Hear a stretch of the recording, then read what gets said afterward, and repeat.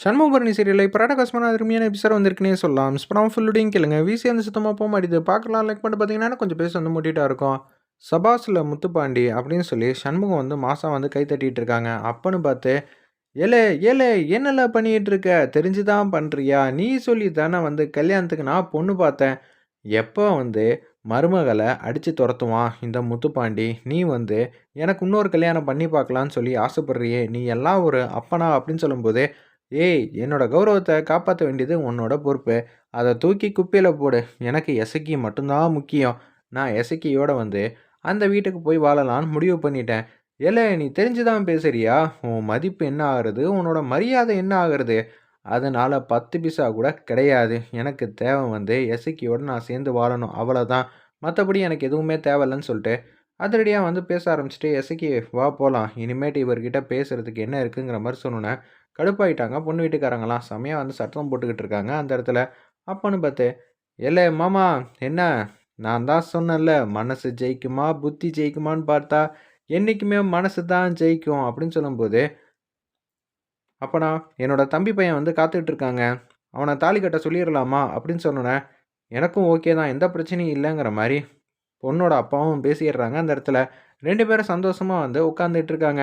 என்னோட ஆசீர்வாதம் உங்க 2 பேருக்கும் எப்போதும் இருக்குன்னோனே, அவங்க 2 பேரும் வந்து மாப்பிள்ளையும் பொண்ணும் சேர்ந்து தம்ஸ் அப் காட்டுறாங்க. "அதாவது மாமனாரே, உனக்கு நான் பாடம் வந்து கத்துக் குடுக்கலான்னு பார்த்தா, நீ வந்து திருந்துற ஆளா? உனக்கு ஒரே கல்லுல 2 மாங்கா வந்து வைக்கணும்னு தான் நான் ஆசைப்பட்டேன். ஒண்ணு எசக்கியும் முத்துப்பாண்டியும் உனக்கு நேரா வந்து சந்தோஷமா வந்து வாழ போயிட்டாங்க. உன்னொன்னு காசு இருக்கிறதுனால நீ கொழுப்புல இது மாரி பண்றல்ல, உன் செலவுல ஆடம்பரமா இந்த கல்யாணத்த வந்து அவங்க தடபுடலா பண்ணி பார்க்கட்டும்னு நான் முடிவு பண்ணி தான் திட்டம் போட்டேன். என் மனசு போட்ட திட்டத்துல நான் வெற்றி பெற்றுட்டேன் மாமா." அப்படின்னு சொல்லி சூப்பரா வந்து பேசிட்டு இருக்காங்க. நம்ப சண்முகம். பொண்ணு மாப்பிள்ளையும் வீட்டுக்கு போயிருப்பாங்க. ஆர்த்தியெல்லாம் எடுக்கணும். உன்கிட்ட வெட்டி கதையெல்லாம் பேச முடியாதுன்னு சொல்லிட்டு, வாங்க போலான்னு சொல்லி எல்லாரும் வந்து வீட்ல வந்து நிக்கிறாங்க.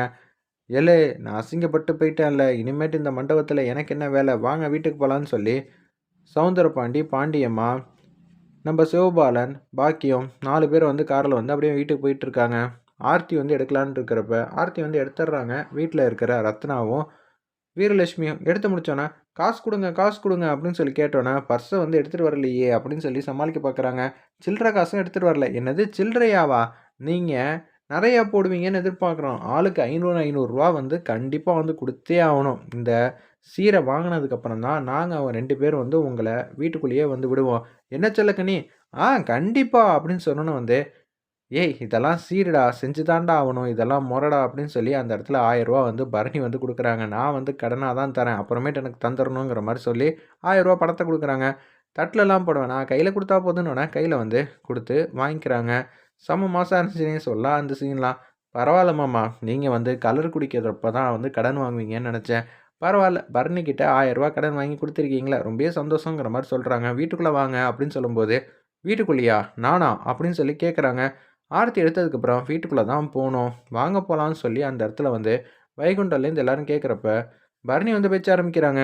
"என்னடா திருப்பியும் வந்து முரண்டு பிடிக்கிற? வாடா வீட்டுக்குள்ள போலாம் ஆரத்தி எடுத்தோனே" அப்படின்னு சொல்லி கேட்கும்போது, "நான் என் பொண்டாட்டிகிட்ட பேசணும்.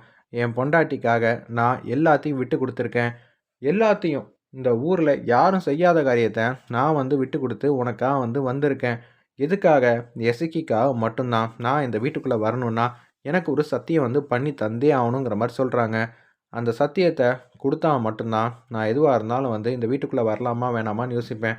"எசக்கி நீ சத்தியம் வந்து பண்ணி தரலனா, நான் இந்த வீட்ட விட்டு போயிடுவேன். பார்த்துக்க" அப்படின்னு சொல்லிடுறாங்க அந்த இடத்துல. இத கேட்டோனே வந்து பேரதிர்ச்சியா பட்டமாயிடுறாங்க. நம்ப சண்முகம்லேருந்து எல்லாரும். "என்னல திருப்பியும் சத்தியம்ன்னு சொல்லிக்கிட்டு இருக்க? நான் என் பொண்டாட்டிகிட்ட பேசிக்கிட்டு இருக்கேன். மத்தபடி யார்கிட்டயும் பேசல. இவளுக்காக நான் எல்லாத்தையும் வந்து விட்டு குடுத்துட்டு வந்திருக்கேன். அப்படி இருக்கும்போது எனக்காக ஒரு சத்தியம் வந்து பண்ணி தர மாட்டியா?" அப்படின்னு சொல்லி கேட்கும்போது, "மாமா, நீங்க என்ன கேட்டாலும் நான் உங்களுக்காக வந்து செஞ்சு தர கடமைப்பட்டுருக்கேன். சத்தியம் என்ன?" அப்படின்னு சொல்லி கேட்கும்போதே, "கேட்டா தான் சொல்லுவியா? இல்ல உன் அண்ணன் வந்து சம்மதம் வந்து சொல்லணுமான்னோனே" அண்ணனையே பார்த்துட்டு இருக்காங்க அந்த இடத்துல. "நான் விஷயத்த சொல்லிடுறேன். எனக்கு இந்த வீட்ல எனக்கு கௌரவ குறைச்சலா, இல்ல என்ன அசிங்கப்படுத்துற மாரி ஏதாவது ஒண்ணு நடந்துச்சுன்னா, கண்டிப்பா நான் இந்த வீட்ல வந்து இருக்க மாட்டேன். அப்படி நான் இந்த வீட்ல இருக்க மாட்டேன்னா, நீ என்ன பண்ணணும்? நான் இந்த வீட்ட விட்டு போனா, நீயும் என் பின்னாடியே வந்து வரணும். அதுக்கு சம்மதமா இருந்தா மட்டும் சொல்லு, நான் இந்த வீட்டுக்குள்ள வரேன். அதுபடி மத்தபடி எனக்கு எந்த பிரச்சனையும் இல்ல. உன் வீட்ல நான் நிரந்தரமா தங்குறதுல எனக்கு எந்த விதமான கவலையும் இல்ல, பாட்டமும் இல்ல அப்படின்னு சொல்றாங்க. உடனே வந்து சண்முகம் வந்து யோசிச்சுட்டே இருக்காங்க. "சத்தியம் பண்ணுமா" அப்படின்னு சொல்லி அந்த இடத்துல வந்து சண்முகம் சொன்னதுக்கு அப்புறமேட்டுக்கு தான் நம்ம எசக்கி வந்து சத்தியம் வந்து பண்றாங்க. "நான் சொன்னது சொன்னது தான். என் மாமா உங்களுக்காக நான் சத்தியம் பண்ண மாட்டேனா, உங்க பொண்டாட்டியா நான் சத்தியம் பண்ணி தரேன். இப்ப கூட நீ சண்முகத்த பார்த்து சண்முகம் வந்து கண் அசைச்சதுக்கு அப்புறமேட்டுக்கு தான் நீ சத்தியம் பண்ணியிருக்க. எது வேணா நடந்துட்டு போட்டும். ஆனா, எனக்கு சின்னதா ஒரு பிரச்சனை வந்தாலும் சரி, என்ன வந்து அசிங்கப்படுத்துற மாரி யாரும் பேசினாலும், கண்டிப்பா நான் இந்த வீட்ல இருக்க மாட்டேன்.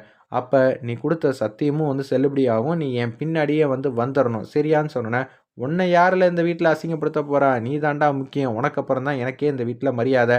என் தங்கச்சிக்காக நீ இந்த அளவு பெரிய முடிவு எடுத்ததுக்கப்புறம், நான் என்னடா சொல்லப் போறேன்? வலது கால வச்சு போங்கன்னு" சொன்னோனே, வீட்டுக்குள்ள மாசா வந்து வலது கால எடுத்து வச்சு நம்ப முத்துப்பாண்டியும், எசக்கியும் வந்து ஜோடியா வந்து வீட்டுக்குள்ள வந்து போறாங்க. வேற லெவல்ல இருந்துச்சுன்னே சொல்லலாம் அந்த சீன்லாம். ஒரு பக்கம் சௌந்தரபாண்டி வந்து வீட்டுக்குள்ள வந்தோனே, "இதெல்லாம் ஒரு பொழப்பு. அம்மா இன்னைக்கு அண்ணன் வந்து செம்மையா வந்து பதிலடி குடுத்தான்ல. எனக்கு தான் தெரியுமே. அண்ணியும், நம்ப முத்துப்பாண்டியும் எவ்வளோ வந்து ஒத்துமையா வந்து காதலிச்சாங்க. அப்படி இருக்கிற சூழ்நிலையில, எப்படி இது எல்லாம் வந்து சௌந்தரபாண்டியால மட்டும் அசிங்கம் வாங்குனாலும், வெளியில வந்து காட்டிக்காம இருக்காப்ல" அப்படின்னு சொல்லி நக்கல் அடிச்சு பேசிட்டு இருக்காங்க. நம்ப சிவபாலன், "ஏய் இவங்களுக்கெல்லாம் இதெல்லாம் ஒரு விஷயமா? இன்னமும் ஏகப்பட்ட வாட்டி வந்து கேவலப்பட்டாலும், இவங்களுக்கு எதுவுமே வந்து தெரிய போறதில்ல. இவங்க இப்படியே தான் சுத்திட்டு இருப்பாங்க. ஏல ஏல என்னல பண்ணிட்டு இருக்க? நானே வந்து கவலையில உட்காந்துட்டு இருக்கேன். முத்துப்பாண்டி அந்த வீட்டோட மாப்பிள்ளையா போயிட்டானே. நீ இப்போ உட்காந்து வந்து பெர்ஃபார்ம் பண்றியா? தேவையில்லாம வந்து பிரச்சனை பண்ற வேலையெல்லாம் வச்சுக்காத. அப்படி பண்ணேன்னு வச்சுக்கயேன், அதுக்கப்புறம் நான் உன்ன சும்மா விட மாட்டேன். ஆல்ரெடி 1000 பிரச்சனையில வந்து சும்மா தான் உட்காந்துருக்க. இதில திருப்பியும் முதலேருந்து பிரச்சனை பண்ண போறியா? இதெல்லாம் ஒரு பொழப்பா? வாம்மா எதுக்கும்மா இந்த வெட்டி பயல்கள்ட்டலாம் வந்து பேச்சு அப்படின்னு சொல்லிட்டு, அவங்க பாட்டுக்கு மாசம் வந்து போறாங்க. நம்ம சிவபாலனும், பாக்கியமும் என் வீட்ல உட்காந்துக்கிட்டு, என் காசுல சாப்பிட்டுக்கிட்டு, என்னையே எதிர்த்து பேசிக்கிட்டு இருக்கான் சிவபாலன். என்ன செய்றதுன்னு தெரியலையே! இவனையும் நான் சத்தம் போட்டு பேசினா, அந்த வீட்டுக்கு போயிடுவான் போல இருக்கேங்கிற மாரி யோசிக்கிறாங்க.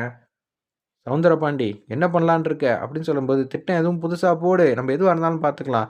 "திட்டம் போட முடியாத அளவுக்கு அடி விழுந்திருக்கேக்கா. என்னால எதையுமே செய்ய முடியலையேக்கா. எனக்கு ரொம்பவே பதட்டமா இருக்குக்கா." அப்படின்னு சொல்லி அந்த இடத்துல பேசும்போது, "ஐயா! அப்பன்னா நீங்க பதிலுக்கு திட்டம் எதுவும் போட மாட்டீங்களா? அப்பன்னா நீங்க தோத்துட்டீங்களா?